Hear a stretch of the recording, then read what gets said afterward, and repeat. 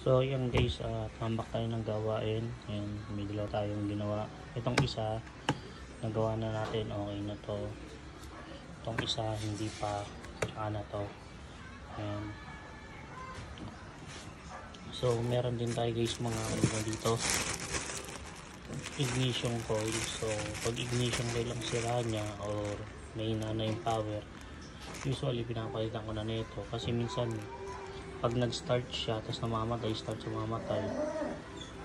minsan ignition na siya, no? Mahina yung kuryente, yung daloy. So meron tayong tatlong ignition coil. Yan. Ito yung sukat dyan na ignition, maikli lang to. Yan, maikli yan. So ito naman yung dalawa pala yan, no? So ito naman yung isang ignition coil, mahaba siya. Yan, mahaba ito, tapos iba yung cap nya. So pero same lang sila, pero hindi ko pa na-try ito na ikabit ko dito, yan doon. Pero same lang sila. Makaka-order kayo niyan guys sa sa Lazada. Ito mas mahal